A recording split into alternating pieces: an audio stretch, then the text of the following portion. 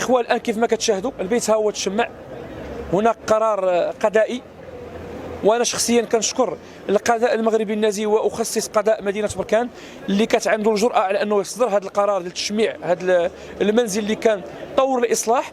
اما المكان اللي كان كيعمل فيه الاعمال ديالو الشنيعه والمشاكل ديالو الزنا والفاحشه عياذا بالله هو هذا الكراج هذا.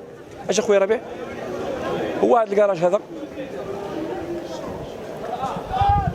هنا في كان هذاك المجرم كيعمل الجرائم ديالو وكيمارس الزنا والفاحشه عياذا بالله، وكان كيمارس السحر والشعوذه والدجل.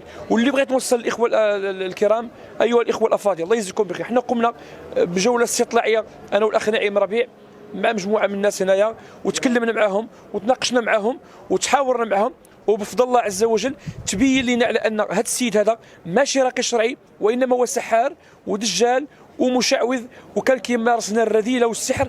ومجموعه من الساكنه اللي شهدوا على انه كان كيجيب الخمور، وكان كل 20 دقيقه كيجيب بنت كيصور معاها، كل 20 دقيقه كتجي عنده بنت. وان شاء الله غنعطيكم واحد الفيديو غادي نعطيو القناه شوف تي في باش تشاهدوه ويشاهدوا الساده المشاهدين عبر العالم باش تبان الحقيقه. لان السيده راه كانت كاين فيديو مني كانت داخله عنده صاحبتها الشقراء وتصورت وهي داخله مع هذا المجرم هذا لهذا المكان اللي كتمارس فيه الدعاره. وهذا اخواني راه وكر للدعاره، ليس مركز الرقيه، لان مراكز الرقيه الشرعيه بريئه من هذه الاوكار. نعم بشهاده الجيران اوكار دعاره، هذا عفوا هذا الوكر دعاره نحن نبرأ الى الله منه.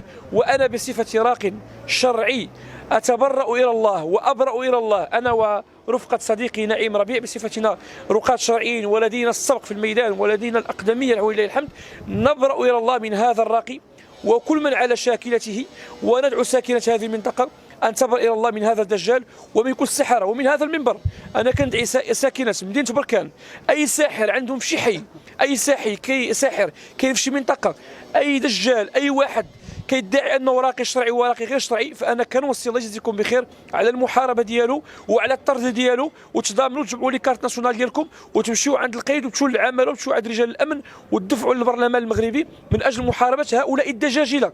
وان شاء الله كنوعدكم انا والاخ نعيم ربيع في كل خرجات ديالنا باذن الله راه غتكون خرجات قويه، وغننظموا ندوه اعلاميه باذن الله عز وجل في الاسبوع المقبل، وغنتكلموا فيها وغنوضحوا وغادي نبينوا لعوام الناس حقيقه الرقيه الشرعيه وحقيقه الرقيه غير الشرعيه.